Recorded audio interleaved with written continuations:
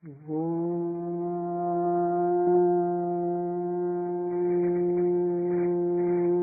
राजाधिराज सद्गुणा सिद्धरामेश्वर महाराज की जय।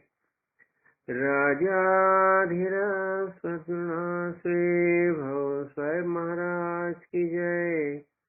राजाधिराज सद्गुणा श्री काड़ सिद्धेश्वर महाराज की जय।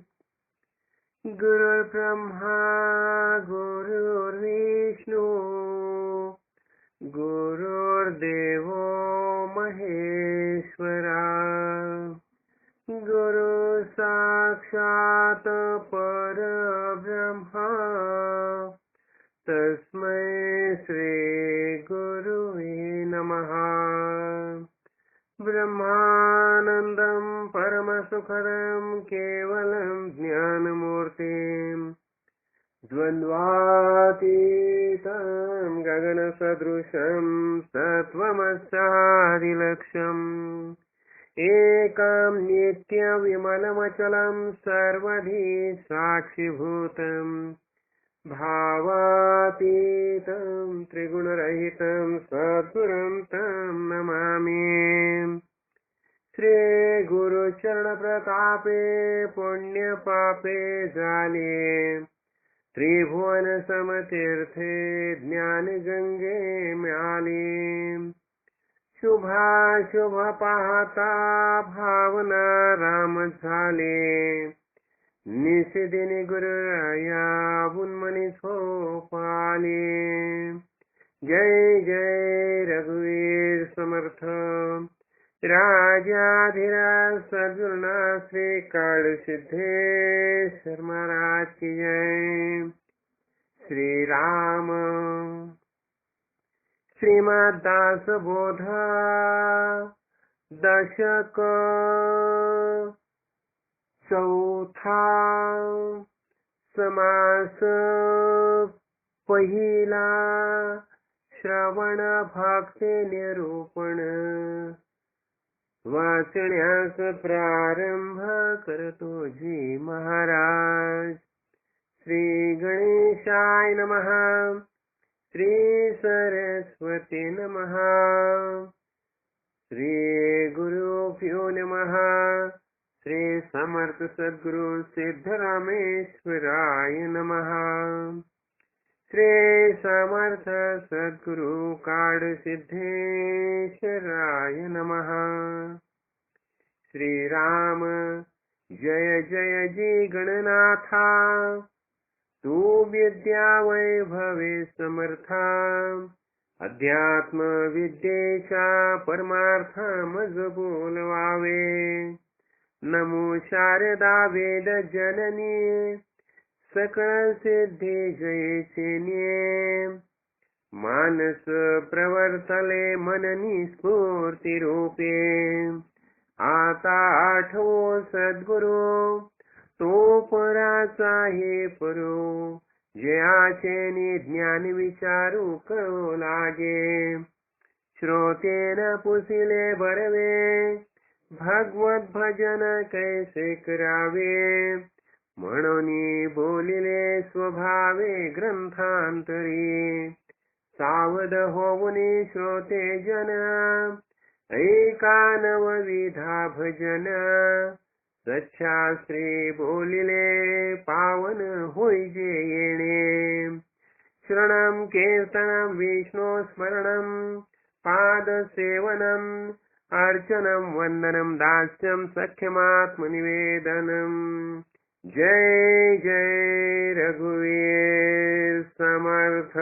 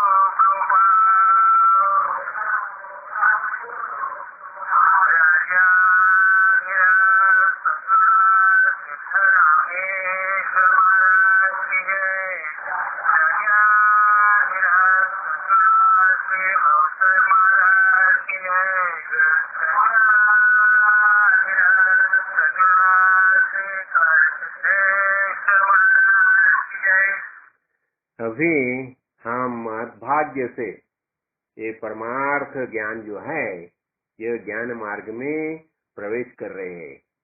तो अभी क्या होता है, सदगुरु ने हमें क्या बताया? सदगुरु ने एक ही बात बता दी है कि तुम क्या करना चाहिए, सत्संगम सततम कुरु। जितना जितना हो सके ये सत्संग चालू रखो, सत्संग चालू रखो। ये स्वाध्याय जो है, ये स्वाध्याय किसका किसका करने का? जो अद्वैत ग्रंथ है, अद्वैत ग्रंथ जो है अपना वेद उपनिषद, ये जो अनेक जो ग्रंथ निर्माण किए है ऋषि महर्षि ने हमारे लिए, हमारा कल्याण होने के कारण, हमारा कल्याण होना चाहिए, हमें वास्तविक आत्मज्ञान होना चाहिए। इसीलिए ये सब हमारे जो माता पिता जो है, भगवान जो है, उसकी योजना है। और इसकी योजना के मुताबिक ये अनेक संत महानुभाव ये भूतल पर आते हैं। ये भूतल पर आके हमें ये परमार्थ जो है, आत्मज्ञान जो है, ये कैसे प्राप्त करना चाहिए, इसके बारे में हमें बताते रहते हैं। शुरू शुरू में क्या होता है, ये ज्ञान का जो मुख्य जो साधन माना जाता है, प्रत्यक्ष प्रमाण हम आंख से देखते हैं, समझाना। और जो जो बातें हम आंखों से देखते हैं वो हम सत्य ग्रहण करते हैं और सत्य मान के ही हम उसके अनुसार आचरण करते हैं। तो ये हो गया, हमने प्रत्यक्ष देखा। दूसरा क्या होता है, ये हमें अनेक जो ग्रंथ जो है, ग्रंथ निर्माण किया है, वेद उपनिषद और महाभारत रामायण जैसे अनेक प्रमुख प्रमुख मुख्य ग्रंथ जो है, ये सब ग्रंथ के माध्यम से ये आत्मज्ञानी महानुभाव ये भूतल पर आके हमें ज्ञान का बोध करते हैं, ज्ञान देते हैं। तो ये ज्ञान प्राप्त होने से क्या होते हैं, हम निश्चिंत होते हैं, हमें पता चलता है। हमेशा हमारे सामने देखो, मैं अनेक बार बता चुका हूँ कि हमारे सामने 3 प्रश्न होते हैं। सबसे पहला, मैं खुद कौन हूँ? मैं ये भूतल पर जन्म लिया है, सुबह से उठ के शाम तक अनेक प्रकार के कार्य मैं कर रहा हूँ, लेकिन मैं वास्तव में मैं खुद कौन हूँ? ये पहला प्रश्न मेरे सामने रहता है। दूसरा प्रश्न ऐसा होता है, ये संपूर्ण विश्व जो है, जगत जो है, ये वास्तव में क्या है? हमें तो दिखाई देता है, सब दिखाई देता है, हम देखते हैं, तो ये, लेकिन ये क्या है वास्तव में, इसकी सच्ची पहचान क्या है? और तीसरा प्रश्न ऐसा होता है जिसे हम भगवान बोलते हैं, देव बोलते हैं, वास्तव में वो कौन है? समझाना। तो ये तीनों प्रश्न के जो उत्तर जो है हमें हमारे सद्गुरु भगवान देते हैं, समझाना। और इसके लिए क्या होता है, हमें एक ही बात करनी पड़ती है, श्रवण, सुनना है, सुनना है, अच्छी अच्छी बातें सुननी है, समझाना। और श्रवण की कौन सी बातें का श्रवण करना चाहिए? तो ऐसी बातें हमें सुनना चाहिए कि जो सुनने के बाद हमारे मन में जो जो कुछ सवाल पैदा होते हैं, वो सब सवाल के जवाब हमें मिल जाते हैं, समझाना। और ठीक देखिए, हमें सवाल का जवाब मिल गया, हम निश्चिंत हो गए, समझाना। तो ऐसा, और ऐसा जब भी हम जीवन जीने लगते हैं, समझाना, हमारे पास क्या होता है, हम कर्म करते हैं। देखो, सुबह नींद खुलने से हमारे सब कर्म चालू होते, समझाना। तो ये नित्य कर्म जो है, ये नित्य कर्म भी बहुत महत्वपूर्ण मानी जाती है, समझाना। तो ये नित्य कर्म में क्या होता है, देखो, एकदम सुबह सुबह हम जब भी ये भूतल पर हम पाव रखते हैं, देखो, भूतल पर पाव रखते हैं, वही टाइम हम क्या करते हैं, हम क्या बोलते हैं, देखो, समुद्र वसने देवी पर्वत स्तन मंडले विष्णु पत्नी नमस्तुभ्यम पाद स्पर्शम क्षम स्वमे। देखो, हमारा दिन चालू हो गया। पहला पाव हमने किसकी, धरती पर रखा, लेकिन धरती के ऊपर हमने जब भी पाव रखा तो हम धरती को प्रार्थना करते हैं कि ये पृथ्वी माते, तुम मुझे क्षमा कीजिए, मैं तो तुम्हारे ऊपर पाव रखता हूँ, अभी मेरा तो कर्म चालू हो गया, समझा ना। और ये क्या होता है, यही हमारे अंतःकरण की कृतज्ञता भाव है। पृथ्वी के बारे में हम कृतज्ञता प्रतीत करते हैं कि तुम्हारे आधार पर हमारा सब जीवन चल रहा है, समझाना। फिर हम सूरज को भी नमस्कार करते, देखो ना, ओम भूर्भुवस्वः ओम तत्सवितुः वरेण्यम भर्गो देवस्य धीमहि धियो यो नः प्रचोदयात्। ये सूरज भगवान जो है, तो सूरज भगवान के आधार पर हम पूरा सब कार्य हमारे चलते रहते हैं, समझाना। तो ये हमारे कर्म की जो शुरुआत होती है, समझा ना। इसलिए कर्म जो है ये बहुत इंपॉर्टेंट माने। हम जो जो चीज करते हैं, देखो अनेक बहुत टाइम ऐसा पूछा जाता है, ये ऐसे ऐसी बात क्यों हो गई, ऐसे ऐसी बात क्यों होगी, ऐसे ऐसी बात क्यों नहीं हुई। तो यही के लिए हमारे खुद के कर्म ही महत्वपूर्ण रहते हैं। इसलिए क्या बोलता जाता है, कर्मणे कर्मणा जायते जंतु कर्मणि एव विलीयते सुखम दुखम भयम क्षेमम कर्मणि एव विपद्यते। क्या होता है, कर्मणा जायते जंतु, हम जन्म लेते हैं कैसे, कर्म प्रधान ये जन्म है। मनुष्य जन्म कैसा है, कर्म प्रधान है, कर्म का हिसाब से जन्म मिलता है। हमने जो जो कर्म किया है वह कर्म का हिसाब से हमें जन्म प्राप्त होता है। तो कर्म का अधिकार हमें रहता है। अभी मान लो ये कर्म भी कैसे होते हैं, देखो एक होता है प्रारब्ध कर्म होता है, समझाना, एक क्रियमाण कर्म होता है और एक होता है संचित कर्म। मान लो अभी एक इसके लिए हम एक उदाहरण लेंगे। समझो एक आर्चर है, धनुर्धारी है, और धनुर्धारी है उसके हाथ में धनुष्य है, समझाना। उसने क्या किया, एक बाण जो है वो धनुष्य को लगा दिया है, धनुष्य पर लग दिया है, समझाना। एक बाण उसने छोड़ दिया है, समझाना। और तीसरा बाण जो है उसका जो भाता है वो भाते के अंदर तीसरा बाण है मौजूद है, समझाना। अब ये तीन बाण है, तीन बाण का हम एक विश्लेषण करेंगे। देखो जो बाण छोड़ दिया है वही क्या है, वो प्रारब्ध कर्म, वो अभी हमारे हाथ में नहीं है, हो गया, छूट गया बाण। तो बाण छूट गया, जो लक्ष्य पकड़ के जो बाण छूट जाए वो लक्ष्य के ऊपर वो जाके आघात करेगा, समझाना। ये क्या हो गया, प्रारब्ध कर्म है। तो प्रारब्ध कर्म तो हमारे हाथ में नहीं है। अभी क्या होता है, क्रियमाण कर्म। क्रियमाण कर्म किसे बोलते हैं, जो बाण जो अभी धनुष्य को लगा दिया है, समझाना। अभी ये बाण छोड़ना या नहीं छोड़ना ये हमारे हाथ में है, समझाना।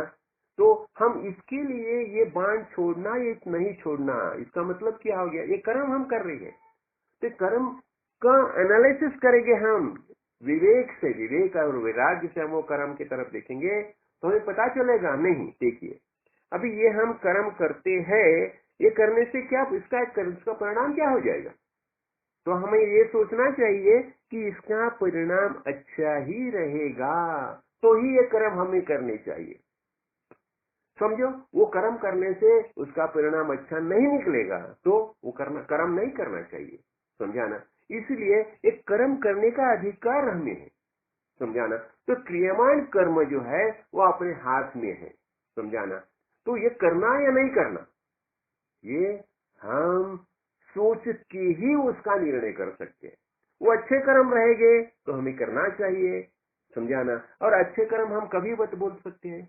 कर्म ऐसे चाहिए कि जो कर्म का आधार से हमारे अध्यात्म ज्ञान में प्रगति हो जाएगी, समझाना।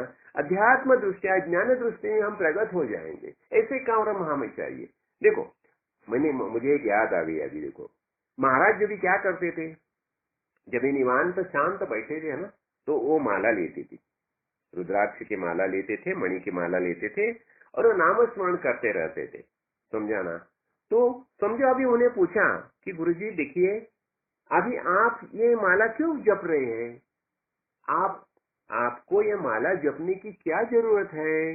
तो वो टाइम वो क्या बताते थे, देखिए भाई अभी मुझे टाइम है ना, जो टाइम है, समय है मेरे पास, तो मेरे पास जो समय है वो और दूसरे किसी बात में गंवाने के पहले, खर्च करने से पहले मैं भगवान का नाम क्यों न लूं, भगवान का नाम स्मरण क्यों न करूं, समझाना। इसका मतलब क्या हो गया, ये जो हम कर्म करते हैं वो भगवान के लिए करना चाहिए ना। हमारे हर एक कर्म के हिसाब से हमें अध्यात्म ज्ञान की प्राप्ति होनी चाहिए। तो ऐसे कर्म ये गुरुजी करते थे, हम बताते थे। देखो वास्तव में उन्हें वो करने की कुछ आवश्यकता नहीं थी, लेकिन वो माला क्यों फेर रहे थे, वो हमारे लिए वो हमें बताते थे, देखिए भाई मैं भी माला फेर रहा हूँ, समझाना। तो तुम क्यों नहीं फेर रहे, तुम्हें टाइम समय है ना, तुम्हारे पास समय है, तो जो समय है वो फालतू बातों में गंवाने से तुम भगवान का नाम स्मरण क्यों नहीं करते, समझा ना? इसलिए क्या होता है देखो, जब भी हम अध्यात्म मार्ग में आस्ते आस्ते एक एक एक एक कदम आगे आगे आगे चलते हैं ना, तो बाद में बताया जाता है कि जितना हो सके तुम ज्यादा से ज्यादा ध्यान धारणा करने की कोशिश करो।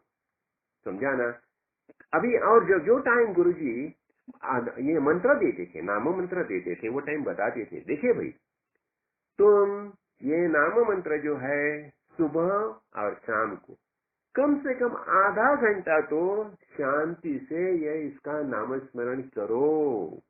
और ये नाम स्मरण करने से क्या होता है, तुम अंदर अंदर देखने लगते हैं, अंदर देखने लगते हैं, अंतर्मुख होते हैं। और ये अंतर्मुख होना ये बहुत आवश्यक है। समझा ना? बाह्यात्कारी तो हम अनेक बहुत बहुत कुछ चीज देखते आते रहते, लेकिन ये बाह्यात्कारी हम जो जो चीजें देखती है वो चीजें जो है वो हमारे सुख के लिए कारण नहीं होती। समझा ना? तो जब भी हम अंतर्मुख होते हैं और सुख हम ढूंढने लगते हैं ना, जब भी हम हमारा सुख अंदर ढूंढने लगते हैं, तो ही वास्तव में हम खरी सुख की अनुभूति ले सकते हैं। सुख बाहर बाहर की जो चीजें दिखाई देती है ना, जिसे पंच तन्मात्रा बताया जाता है, पंच विषय बताए जाते हैं, वह पंच विषय में वास्तव में सुख नहीं है। लेकिन हम वो पंच विषय के माध्यम से हमें ऐसा लगता है कि हमें सुख प्राप्त हो गया। समझा ना? लेकिन ये पंच विषय के अंदर वास्तव में सुख नहीं है। और इसके बारे में अनेक बार मैं बहुत कुछ बातें बता चुका हूँ। देखो अभी एक उदाहरण के लिए देखिए, जब भी हम अच्छे कपड़े पहनते हैं, समझा ना, तो अच्छे कपड़े पहनने के बाद हमें सुख लगता है। समझा ना? हम हमारे मित्र को बताते हैं, समझा ना, देखो मैं कैसा दिख रहा हूँ, कैसा दिख रहा हूँ। खुद को हम आईने में देखते हैं कैसा दिख रहा हूँ, और वो अच्छे कपड़े पहनने से हम वो अच्छे कपड़े के माध्यम से आनंद अनुभव करता हूँ। समझा ना? लेकिन क्या होता है देखो, 1 साल हो गया, 1.5 साल हो गया, वही कपड़े कहाँ पड़े रहते हैं हमें पता भी नहीं चलता। तो देखिए वो टाइम जब भी हम पहली बार वो कपड़े पहने थे तो हमें आनंद महसूस हुआ था। तो आनंद कहाँ था? आनंद वो कपड़े में था क्या? नहीं, आनंद हमारे ही अंदर था, लेकिन वह कपड़ों के माध्यम से प्रकट हो गया। नहीं तो वही कपड़े कुछ साल बाद कपाट में कहाँ पड़े रहते हमें पता भी नहीं रहता। समझा ना? ऐसी हर एक चीज जो है, हर एक चीज के माध्यम से जो जो आनंद हम अनुभव करता हूँ, वो आनंद वास्तव में हमारे अंदर ही है। बाहर की कौन सी भी चीज में आनंद नहीं है, विषयों में आनंद नहीं है। समझा ना? और इसीलिए देखो, जब हम सबकॉन्शियस स्टेज में रहते हैं, अभी जागृत, स्वप्न और सुषुप्ति अवस्था। देखो अभी सुषुप्ति अवस्था जो है, जो कारण देह की अवस्था मानी गई है, तो कारण देह की अवस्था में हम प्रगाढ़ निद्रा अनुभव करते हैं। समझाना? तो प्रगाढ़ निद्रा जब भी हम अनुभव करते हैं तो वही अनुभव करते समय हमें सुख होता है। देखिए, और जब हम जागृत अवस्था में आते हैं तो हम क्या बोलते हैं, आज मैं बहुत एकदम सुख से सोया था, सुख से सोया था। समझाना?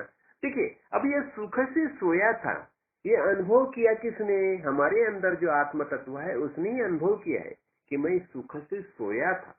लेकिन वो टाइम कौन सा भी विषय वहां मौजूद थे क्या? कौन से भी विषय मौजूद नहीं थे, तो भी हमने ये सुषुप्ति अवस्था में आनंद का अनुभव किया है। समझा ना? देखिए, ये सुषुप्ति अवस्था में आनंद है, लेकिन वहां विषय नहीं है। इसका मतलब क्या होता है? ये आनंद अनुभव करने के लिए विषय की आवश्यकता नहीं होती। समझा ना? तो एक बातें जैसे जैसे हम अध्यात्म इसमें प्रवेश करते हैं, समझा ना, तो हमें पता चलता है कि वास्तव में हम खुद ही आनंद रूप है। तो अब ये श्रवण भक्ति जो हम देख रहे हैं, क्या होता है देखो, हम एक एक बातें जब सुनते रहते हैं ना, तो सुनने के बाद हमें पता चलता है कि देखो ये भगवत भजन कैसे करना चाहिए। हमें तो भगवान की भक्ति करनी है, समझाना, तो लेकिन भक्ति कैसी करनी चाहिए, समझाना। और एक बात हमने देखी है, भक्ति का मतलब क्या होता है? भक्ति यानी प्रेम, अंतःकरण से प्रेम। समझाना?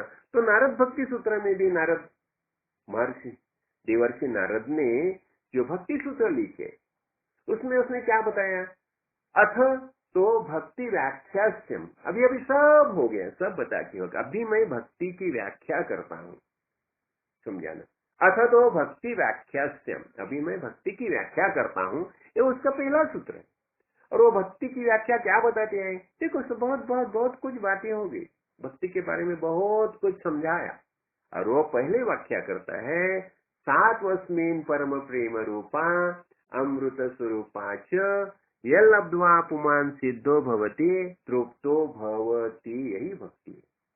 क्या बताया उसने, सात्वस्मिन् परम प्रेम रूपा, भक्ति कैसे, भक्ति प्रेम है, और प्रेम किसके बारे में, भगवान के बारे में प्रेम है, समझाना। और परम प्रेम रूपा, और वे कैसे, अमृत स्वरूपा यल्लब्ध्वा पुमान् सिद्धो भवति, और ये भक्ति होने से, भक्ति करने से हम सिद्ध होते, हम तृप्त होते हैं, समझाना। और आनंदी भवति, हमें आनंद प्राप्त होता है, समझाना। तो भक्ति का मूलभूत उद्देश्य क्या है, आनंद, समझाना। और आनंद कभी प्राप्त होता है, जब भी भगवान के बारे में हमारे अंतःकरण में प्रेम निर्माण होता है, समझाना। तो ऐसे हम अनेक प्रेमी भक्त जो है, वो प्रेमी भक्त की जब भी हम कथाएं सुनते हैं, समझाना। देखो अभी हम जब भी प्रहलाद की कथा सुनते हैं, द्रौपदी की कथा सुनते हैं, समझाना, उपमन्यु की कथा सुनते हैं, मार्कंडेय की कथा सुनते हैं, ये अनेक जो भक्त हो गए हैं, वो भक्त की जैसे जैसे हम कथा सुनते सुनते सुनते रहते हैं ना, तो हमारे अंतःकरण में भगवान के बारे में प्रेम निर्माण होता है। और वास्तव में हमें पता चलता है, ये भगवान बाहर से कहां से आया नहीं है, ये भगवान हमारे ही अंदर मौजूद है, समझाना। ये संपूर्ण सृष्टि भगवान ने निर्माण की, कहां से निर्माण की, खुद में से निर्माण की, समझाना। खुद खुद खुद अनंत रूप के धारण किया भगवान ने, खुद में से अनंत रूप निर्माण किए, समझाना। इसलिए क्या होता है, जो चिन्मय चैतन्य रूप जो है, ये वास्तविक हमारा सबका रूप है।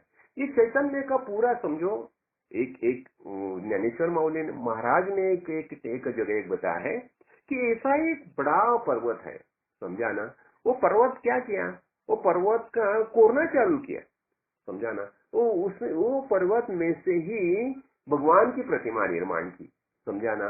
वो पर्वत में से ही भगवान का मंदिर निर्माण किया, समझाना। और भगवान की जो जो कुछ सगे सोयरे जो कुछ है, आपतस्व के जो है, वो सब भगवान के आपतस्व के वो मंदिर में से ही निर्माण किए हैं, समझाना। वास्तविक के चैतन्य का मंदिर जो है, यही हमारा वास्तविक रूप है, समझाना। वहां से हम अलग हो गए, अलग हो गए, हर एक की सेपरेट अलग अलग अलग अलग अलग पहचान हो गई, समझाना। जैसा सुवर्ण का, देखो सुवर्ण का मेरू पर्वत है, और मेरू पर्वत में ही छोटे छोटे छोटे छोटे अनेक गहने बना दिए हैं, समझाना। जितने भी गहने बनाओ ना, हर एक का शक्ल अलग रहेगा, समझाना। जो अलग का हर एक का शक्ल जब भी अलग रहेगा, तो भी हर एक में सुवर्ण ही मौजूद है, समझाना। वैसे ही ये भगवान ने क्या किया, ये संपूर्ण सृष्टि निर्माण की, समझाना। संपूर्ण सृष्टि निर्माण करके हर एक अलग अलग अलग अलग शक्ल के प्राणी निर्माण किए उसमें, समझाना। जो अपना चार खानी बताया जाता है ना, उद्बीज चार खानी, चार वाणिज्य, चतुर खानी, ये चार खानी का जो है, समझाना। वो सब जो निर्माण किए, अंडज, जारज, स्वेदज, उद्बीज, ये चार खानी हो गया।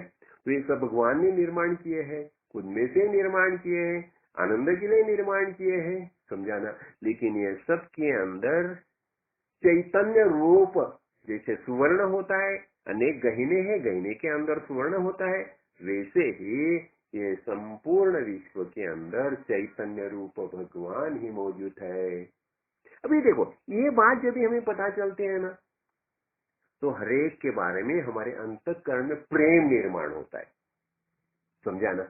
ये और ये प्रेम जो है, इस बताया जाता है ना, 2.5 अक्षर प्रेम का पढ़े सो पंडित हो, समझाना। और पंडित किसे बताया जाता है, आत्म विषयक दृष्टि जिसकी है वही पंडित है।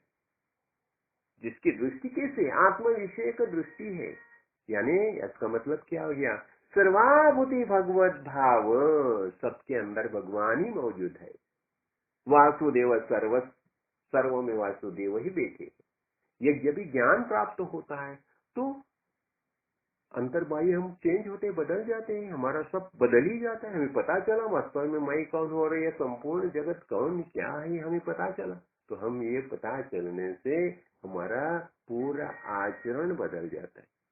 समझाना, कभी कभी पूछा जाता है, देखो कर्म के बारे में हम अभी देखा ना, जो क्रियावान कर्म है, समझाना इसका मतलब जो बाण धनुष्य को लगाए है, तो क्रियमाण कर्म हमारे हाथ में है। इसे क्या बताया जाता है, कर्मणे वाधिकारस्ते मां फलेषु कदाचन। कर्म करने का अधिकार हमें, समझाना, लेकिन उसका फल के ऊपर हमारा अधिकार नहीं है, समझाना। तो इसलिए कर्म ऐसे होने चाहिए। तो भी देखो आप भगवान बताते, कर्मणे वाधिकारस्ते मां फलेषु कदाचन मां कर्म फल हेतु भू मां संगोस्तु अकर्मणि। देखो इसका मतलब क्या हो गया, कर्म करने का, समझाना, फल का अधिकारी तुम नहीं। और दूसरा यही बताया है कि कर्म किए बिना तुम रह ही नहीं सकते। अकर्मणि इसका मतलब तुम कर्म किए बिना नहीं रह सकते। तो देह धारण किया है तो कर्म तो होते ही रहेंगे। तो ऐसे कर्म करना कि जिन कर्म के आधार से हम भगवान स्वरूप जो है वास्तविक वो ज्ञान हम प्राप्त करेंगे, समझाना। और क्या बताया जाता है, जो बोया सो पाया। क्या बोया सो पाया, इसका मतलब क्या हो गया, जो अच्छे कर्म किए तो अच्छा तो देगा ना। बोया बीज बबूल का आम कवा से खाए। अरे तुम बबूल का बीज बोया है तो आम कहाँ से मिलेंगे, जो बीज बोया है ना वही फल मिलेंगे। इसलिए हमें क्या करना चाहिए, हमें अच्छे कर्म करने चाहिए। देखो, और हर कर्म का हिसाब तो किया ही जाता है। कभी कभी देखो इसके बारे में ना, मैंने एक किताब देखी है, विचार विचार नहीं, चंद्रदर्शन। तो उसमें निश्चल दास ने लिखा है वो। तो उसमें क्या होता है, कर्म के बारे में किसे किसे फल प्राप्त होते हैं, समझाना। उसके बारे में देखो ना, अभी एक अपना वेदमी है ना, जो दो भाई थे, और और एक जगह कुछ यज्ञ करने के लिए गए थे। तो वहां दोनों में से कुछ थोड़ा सा झगड़ा हो गया, जो कुछ कमाई थी उसके बारे में। तो एक ने दूसरे को शाप दिया, तुम हाथी हो जाएंगे, और दूसरे ने उसको शाप दिया कि मगर हो जाएंगे। और ये दोनों गजेंद्र मोक्ष जो कथा है ना, वो कथा में देखो ना, गजेंद्र आया है और ये मकर बैठे हैं। तो ये दोनों भाई, वहां एक गजेंद्र बन गया, उसने शाप दिया करके, और दूसरा मगर बन गया, समझा ना। दोनों एक दूसरे के शाप देके बैठे, और वहां दोनों का फिर दोनों का झगड़ा चालू हो गया, समझाना। और वहां जब ये गजेंद्र जो है उसने भगवान की भी प्रार्थना की, तो भगवान ने आके तो गजेंद्र को भी मोक्ष दिया और दोनों को मुक्त किया, समझाना। अभी इसके बारे में हमारे गुरुजी जो है गुरुलिंजंग महाराज, वो बताते हुए, देखिए ऐसी कर्म की प्रक्रिया ऐसी है, जब भी समझो कभी किसी से तुमने कुछ लेन देन की होगी, समझाना, और किसी को बहुत बड़ा घाटा आया होगा तुम्हारे वजह से, तो वो घाटा वो आदमी है वो भूलेगा नहीं कभी, समझाना। तो तुम्हारे वजह से उसको जो बहुत बड़ा घाटा आया है ना, तो उसके बारे में उसके दिल में वो बात रहेगी। और वो समझो अभी दोनों ने देह छोड़ दिया है, और ये जो है जिसके कारण उसका बहुत बड़ा नुकसान हो गया है, क्यों, समझाना। वो क्या करता है, ये इसके घर में ही जन्म लेता है, समझाना। शायद उसका भाई बन के आएगा, समझा, और उसमें उसके घर के इतना ही नहीं है, शायद उसका बेटा बन के आएगा, समझा, उसका भाई बन के आएगा, बेटा बन के आएगा। थोड़ा बड़ा होने के बाद वो भाई को बेटा बोलेगा कि डैडी, पिताजी मेरा जो कुछ है दे दो, मेरे हिस्से का सब निकालो ऐसा करके। और वो भाई होगा, भाई बन के आया होगा, तो भाई बोलेगा, अरे देखो मेरा ऐसा है, दे दो इतना, मैं तुम ये लेन देन का हिसाब पूरा करो। समझाना। इसका मतलब क्या होता है कि ये कर्म की प्रक्रिया जो है वो कभी छुट्टी नहीं, लेन देन जो है वही टाइम पूरी होनी चाहिए। देखो कभी कभी ऐसा ही बात होता है, कभी हमारे घर में ना ऐसा बीमार बेटा पैदा होता है, ठीक है, अभी मुझे याद आ गई। एक टाइम क्या हो गया, एडगर केसी की किताब मैंने पढ़ी थी। तो एडगर केसी, तो उसके यहाँ वो क्या कहता, वो सबकॉन्शियस स्टेज में जाता था। जो आदमी उसके पास आता था ना उसका वो रीडिंग बता देता था कि इसके पहले जन्म में क्या हुआ था, क्या हुआ था। तो एक क्या हो गया, एक औरत वहां आई। तो वो औरत आने के बाद वो औरत का कुछ सेपरेशन हो गया था, जो डाइवर्स ऐसा कुछ हुआ था, बहुत दुखी थी, कष्टी थी। तो औरत वो आई उसके पास, तो उसने औरत के बारे में बता दिया, रीडिंग बता दिया। देखो तुम इसके पहले जन्म में तुम्हारा जो पति था तो कुछ अमलदार था, और वो अमलदार होने के कारण कुछ न कुछ उसके ऊपर घूसखोरी का कुछ आरोप आ गया, समझाना। वो आरोप आ गया, फिर वो उसकी बहुत कठिन परिस्थिति निर्माण होगी उसके सामने, समझाना। तो वो टाइम तुम्हें कुछ थे, समझाना, लेकिन वो टाइम तूने क्या किया, तुमने आत्महत्या की खुद के खुशी के लिए। और वास्तव में वही टाइम वो तुम्हारे पति थे और वो दो बेटे थे, उनकी तुम्हारी बहुत आवश्यकता थी, लेकिन तुम्हें वो बात सोची नहीं। तूने क्या किया, तूने आत्महत्या की। और परिणाम स्वरूप क्या हो गया, वो दोनों को, पति को बहुत वो जन्म में बहुत कुछ सहना पड़ा। और बाद में अभी तुम जो, तुम्हारा शादी विधि हो गया, लेकिन देखो तुम्हारी वही कठिनाई सब महसूस करनी पड़ती है, अनुभवनी पड़ती है।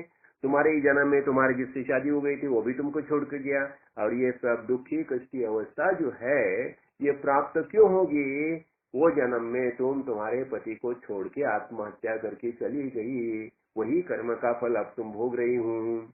अच्छा, और दूसरी एक बात मुझे ख्याल में आई, क्या हो गया, एक घर में ना, जिसे हम बोलते हैं ना कि मतिमंद ऐसी लड़की पैदा होगी।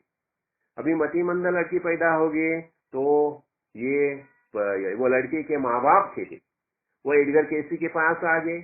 अरे उन्हें पूछा कि बाबी ये क्यों हो गया, ऐसा क्यों हो गया, देखो ये सब हमें सहना कर पड़ता है, ये ऐसी मतिमंद है। तो जब भी वो सबकॉन्शियस स्टेज में चले गए तो उसने बता दिया कि ये पहले जन्म की एक बात है, जब तुम दोनों पति पत्नी, और ये तुम्हारी बेटी थी वो जन्म में, और तुम अमेरिका में स्थलांतरित हो गए थे। और अमेरिका में स्थलांतरित होने के बाद ये बेटी के वजह से तुम्हें बहुत कुछ पैसा प्रॉपर्टी मिल गई थी, समझाना। तुम वो बेटी का तुम थोड़ा इस्तेमाल ये लाइन में किया था, और ये बेटी की वजह से तुम्हें बहुत प्रॉपर्टी मिल गई थी, और उसका परिणाम ऐसा हो गया। वही बेटी अभी, वो टाइम तुम एंजॉय किया ना उसकी उसकी तरफ से, बहुत कुछ बड़ापन अनुभव किया। तो अभी यही बेटी अभी तुम्हारे घर में ये मतिमंद करके उसका जन्म हो गया है, तो अभी वो टाइम तुम बहुत कुछ आनंद अनुभव किया था, अभी उसके लिए तुम ये सब जो कुछ करना है वो करते रहो। इसका मतलब क्या होता है, देखो एक टाइम मुझे याद आया, एक बीमार बच्चा पैदा हुआ था हमारे भक्त के घर में। तो वो माँ और उसके पिताजी गुरुजी के पास चले गए, और गुरुजी ने क्या बताया उन्हें, देखिए ये जो बेटा है ना तुम्हारे घर में जो जन्म पैदा हो गया है, तो ये तुम्हारा मत समझो, ये भगवान का समझ के उसकी जो कुछ सेवा करनी है वो करो, आनंद से उसकी सेवा करो। क्यों कि वही सेवा करने से तुम उसके बारे में तुम्हारे जो कुछ कर्म बंधन जो है वो कर्म बंधन छूट जाएंगे, समझाना। ये पहले जन्म की जो बातें हैं वो, इसलिए ये खरे को अपना अपना कर्म बंधन जो है वो आनंद से निभाना पड़ता है। हमारे घर में कभी कोई बीमार हो जाएगा तो बीमार के बारे में ऐसा मत सोचो, ऐसा सोचो कि कुछ ना कुछ उसके कर्म बंधन है, और कर्म बंधन के वजह से वो हमारे घर में बीमार हो गया। तो हमारे घर में बीमार हो गया है तो उसके लिए उसकी जो कुछ सेवा करनी है बहुत आनंद से करो। ऐसी करने से क्या हो जाएगा, तुम उसके जो कर्म बंधन है वो कर्म बंधन से मुक्त हो जाएंगे। देखो अभी क्या भगवत गीता में एक श्लोक है, वो भी मेरे ख्याल में है, अनेक जन्म संप्राप्त कर्म बंध विदाहिने आत्मज्ञान प्रदानेन तस्मै श्री गुरुवे नमः। देखो अनेक जन्म संप्राप्त कर्म बंध, अनेक जन्म के ये कर्म बंध जो है वो कर्म बंधन हमारे साथ रहते हैं, समझाना। और जिनके जिनके बारे में कर्म बंधन है उनके उनके बारे में वही कर्म हमें आनंद से करके वह कर्म बंधन से मुक्त होना चाहिए, समझाना। तो गुरु जी क्या करते हैं, जो गुरु को सदगुरु हमें आनंद का ज्ञान देते हैं, आत्मज्ञान देते हैं और हमारे अंतःकरण में सेवा भाव पैदा करते हैं। देखो अभी एक बात तो ऐसी है, हमारी माई डॉक्टर मौसी, देखो क्या हो गया है, डॉक्टर मौसी हमारे साथ 15 साल रह गई थी, समझाना। तो 15 साल रह गई और देखो वो टाइम जब भी हमारी बेटी थी, वो बेटी की भी देखभाल करती थी, देखो। और अंत में क्या हो गया, वो ना उसको पैरालिटिक का अटैक आ गया। पैरालिटिक का अटैक आने के बाद वो 8 महीने तक बेड पर थी, समझाना। तो भी मीना ताई, मैं और हमारी बेटी वो बहुत आनंद से उनके बारे में जो जो कुछ करना है करते थे, समझाना। क्यों आनंद, देखो उन्होंने उसने हमारे लिए बहुत कुछ काम की है, समझाना। तो और कुछ न कुछ पहले जन्म के भी कर्म बंधन हो सकते हैं, तो ये कर्म बंधन से जब भी मुक्त होना चाहिए हमें, तो ये सब उनकी सेवा, जो सेवा भाव जो है वो आनंद से ही होना चाहिए, समझाना। और एक बात अभी जो होगी उसको मैं बता रहा हूँ। तो एक दिन क्या हो गया, महाराज जी, हमारे गुरु जी काले सिद्धेश्वर महाराज कोल्हापुर से डायरेक्ट सीधे हमारे घर आए, सीधे हमारे घर आए। और ये माइया जी जो है ये डॉक्टर है, वो जमाने की डॉक्टर है, 1942 की डॉक्टर। तो वो बेड के ऊपर थी, तो गुरुजी ने क्या किया, और वो गुरुजी की गुरु भगिनी है, ध्यान में रखो, समझा ना। हमारे गुरुजी और वो दोनों एक दूसरे के गुरु भाई और गुरु भगिनी है, समझा ना। वो सिद्धरामेश्वर महाराज की शिष्या थी। तो गुरुजी ने क्या किया, गुरुजी ने उसके छाती पर थपथपाया और गुरुजी के सामने, सिद्धरामेश्वर महाराज के सामने उंगली करके बताया, देखो गुरुजी तुझे बुला रहे हैं, ये देह छोड़ दो, क्यों रखा आज तक, छोड़ दो देह, ऐसा गुरुजी ने बताया उसे। और गुरुजी ने मंत्र करके उसे तीर से दे दिया, देखिए। और दूसरे दिन उसने देह छोड़ दिया, ये गुरुजी की कृपा है। ये कर्म बंधन विदाही में हम जो बोलते हैं ना, वो उसी कर्म से उसे निवृत्त किया। अभी ये बात मैंने क्यों बताई, ये भक्ति का भाव है, समझाना। ये सब भक्ति का भाव जो है, हर एक के कर्म का भाव है। इसलिए हम जब तक ये देह में मौजूद है, समझाना, हमारा आचरण अति शुद्ध होना चाहिए, समझाना। कर्म के बारे में हर एक जो बात है अनशुद्ध अंतःकरण से हमें करनी चाहिए, समझाना। किसके साथ, और देखो यदि हमारा किसके साथ वास्ता आता है ना, ये ऐसा ही नहीं आता है, ख्याल रखो। कोई हमारे संग में आता है, समझाना, कोई हमारे परिचय में आता है, तो ऐसा वैसा कोई नहीं आएगा, समझाना। जिसके साथ हमारा पहले जन्म का कुछ न कुछ कार्मिक बंधन है, वही आदमी हमारे संपर्क में आ जाएगा। जब भी हमारे समझो हमसे उसका लेन देन होती है, कुछ व्यवहार होता है, ये हर एक व्यवहार का जो कर्म बंध जो है, वह कर्म बंध हमें निभाना ही चाहिए। इसलिए क्या होता है, आस्ते आस्ते जब भी हम अध्यात्म लाइन में जब भी जैसा जैसा आगे आगे प्रवेश करते हैं, अभी देखो बाद में कैसा होता है, जब भी आत्मज्ञान होने से ये सब कर्म बंधन से हम मुक्त हो जाते हैं। अभी देखो ना, श्री कृष्ण भगवान ने अर्जुन को क्या बताया, तुम अभी ये युद्ध करो, समझाना। ये सब जो है युद्ध, जो महाभारत युद्ध है, सामने जितने जो है, ये सबको मैंने पहले से मार दिया है, समझाना। निमित्त मात्रम भव सव्य साचिन, तुम निमित्त होके युद्ध करो, समझाना। और अर्जुन को जब भी आत्मज्ञान का बोध किया, समझाना, तो शुरू शिव एकदम आखिर में अर्जुन बताते, करिष्ये वचनम तवा, ज्ञान मुझे ज्ञान हो गया, तुमने जो जो कुछ बताया ज्ञान हो गया, और अभी तो आप जैसे मुझे बता रहे हैं वैसे मैं अभी युद्ध करूंगा। तो अर्जुन ने वो टाइम युद्ध करके भी, अर्जुन की स्थिति कैसी होती, ज्ञान प्राप्त होने से युद्ध करके भी वो युद्ध मैंने नहीं किया, उसका भाव था, समझाना। तो ये भाव आने की जो अवस्था जो है, वो अवस्था तक पहुंचने के लिए हमें ये भक्ति मार्ग से जाना चाहिए, भक्ति मार्ग से जाना चाहिए। और जैसे जैसे भगवान की भक्ति हम करते रहते हैं ना, तो ये भक्ति मार्ग में हमारा प्रवेश जैसा जैसा होता है, जैसे जैसे हम आगे चलते हैं, तो हमारा निश्चय पक्का हो जाता है, हम ज्ञान दृष्टि से पक्के हो जाते हैं, समझाना। और ज्ञान दृष्टि प्राप्त होने से हमारा पूर्ण आचरण ही बदल जाता है, समझाना। तो इसीलिए हमें चाहिए कि जितना हो सके ये सत्संग में आए, और सदगुरु भगवान ने हमारे लिए जो ज्ञान का ज्ञान रखा है, समझाना, ज्ञान की पूंजी हम हमेशा बोलते हैं, वही हमें ज्ञान प्राप्त करना ही चाहिए, समझाना।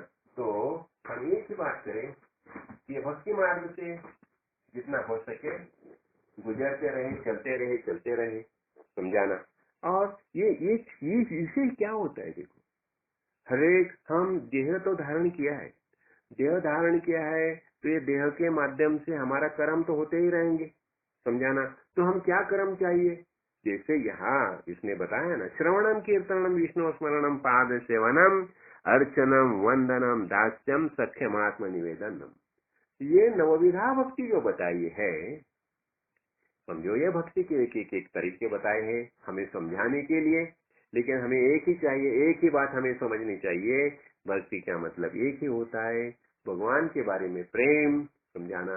और ये भगवान बाहर कहाँ नहीं है, वो हमारे अंदर ही मौजूद है। इतना ही नहीं, ये संपूर्ण विश्व जो है ये भगवत रूप ही है। देखो, हम गुरु जी बोलते नहीं, हमारे गुरु किससे है, विश्वात्मक गुरुदेव, समझाना। ये मेरे गुरु कौन है, गुरु को आप देखो, गुरु ने देह धारण किया, समझाना। ये माइक देह धारण करके भूतल पर आए, उन्होंने हमें ज्ञान का बोध किया। क्या होता है, देखो, ब्रह्म जग भासवी तू प्रकाशित या, ब्रह्म जो है ना, ब्रह्म क्या करता है, देखो, ब्रह्म गुरु जी नहीं बन सकते, ब्रह्म में बोधकत्व नहीं है, बोध करने की क्षमता ब्रह्म में नहीं है। जब भी ब्रह्म को लगता है नहीं ये मेरे सब शिष्य है, मेरे भक्त है, उन्हें ज्ञान का बोध करना चाहिए, तो वही ब्रह्म एक सगुण साकार रूप धारण करता है। वह सगुण साकार रूप यानी काले सिद्धेश्वर महाराज, समझाना, ये सगुण साकार रूप धारण किया, और ये रूप धारण करके उन्होंने ज्ञान का बोध दे दिया। उसने वास्तव में क्या बताया, देखो, जो 4 वेद ने महावाक्य बताए ना, तत्वमसि, वो परब्रह्म तत्व तुम ही है, यही बोध किया, समझाना। आज तक जितने जितने महापुरुष हो गए, जितने जितने गुरु हो गए, सब गुरु ने, शिव शंकर ने भी क्या बताया, देखो, शिवो हत्वा शिवम यजेत, तुम शिव होके ही शिव की पूजा कर सकते हैं, खुद शंकर बनो और शंकर की पूजा करो, नहीं तो पूजा संभव नहीं है। शिव भूतवा शिवम यजेत, यही शिव शंकर ने बताया। और शिव शंकर क्या बताते हैं, वास्तव में तुम संपूर्ण से सब जो है मेरे ही अंश है, समझाना।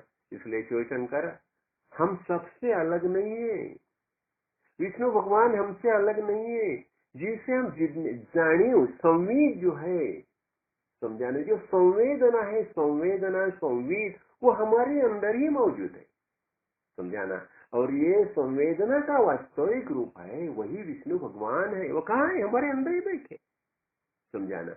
यानी उत्पत्ति स्थिति लय ये तीनों के कारक ब्रह्मा विष्णु महेश, ये तीनों देव हमारे अंदर ही मौजूद है। इसका मतलब संपूर्ण विश्व जो है ये गुरु रूप है, विश्वात्मक गुरुदेव है, ये वास्तविक ज्ञान है। और ये ज्ञान हमें कभी प्राप्त होता है, जब हम भक्त बनते हैं, अंदर से समझ लेते हैं, सत्संग में आते हैं।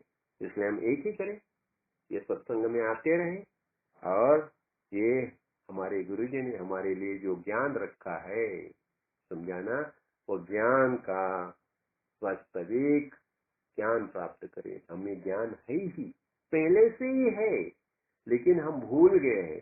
हम खुद को शरीर समझने लगे, लेकिन वास्तव में हम शरीर नहीं है।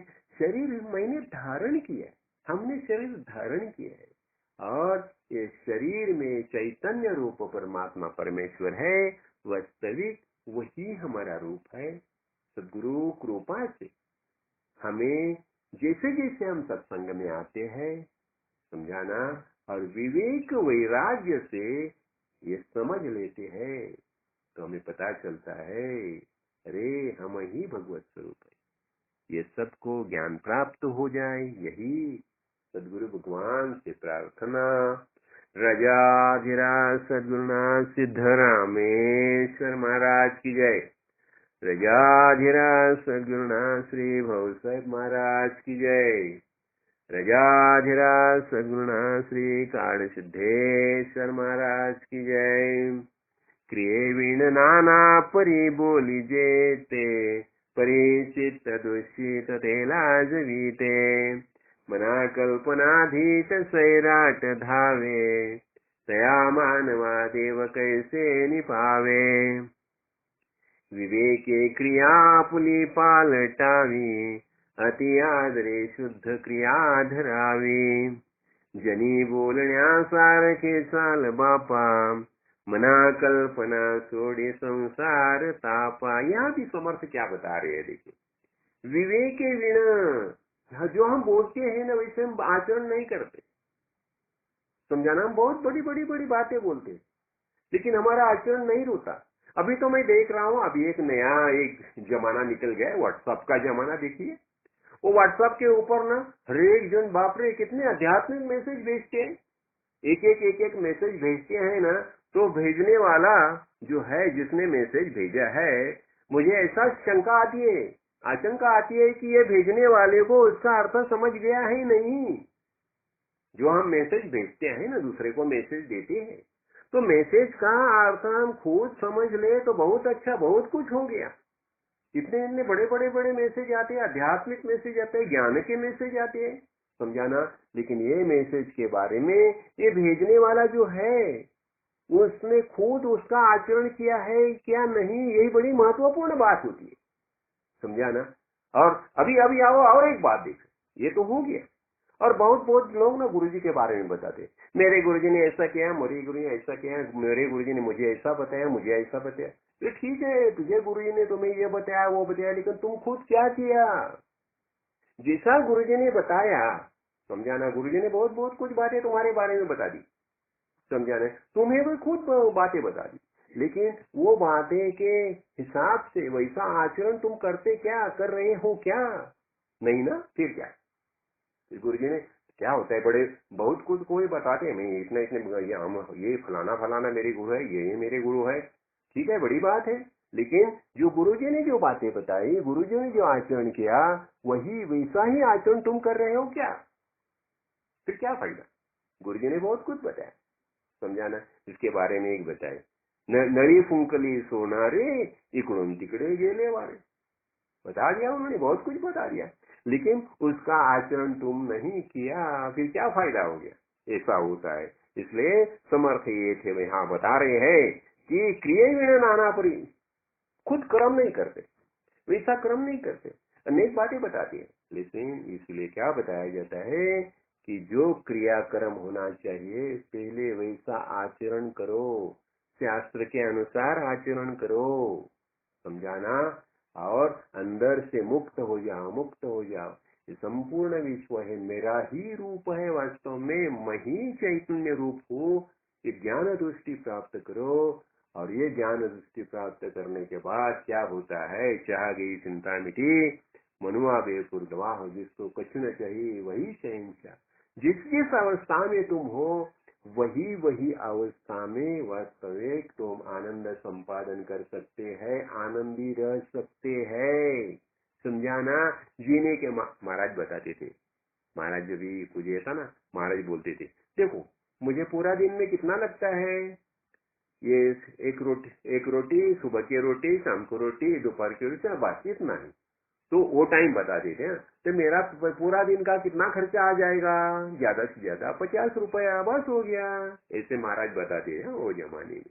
और तुम्हें कितना पैसा चाहिए, क्यों चाहिए, समझा ना। इसलिए वेद में बहुत महत्वपूर्ण बातें बताई है, समझा ना। वेद, जब भी वेद का हम ये करते हैं, उच्चारण करते हैं, तो क्या बताया जाता है, सत्य, अहिंसा, अस्तेय, अपरिग्रह और ब्रह्मचर्य। इसमें से जो अस्तेय और अपरिग्रह, ये दो बात, अपरिग्रह जो है, अपरिग्रह बोलेगा तो ज्यादा संग्रह करते जाना, संग्रह तो संग्रह नहीं करना चाहिए, हमें कितना लगता है, समझाना।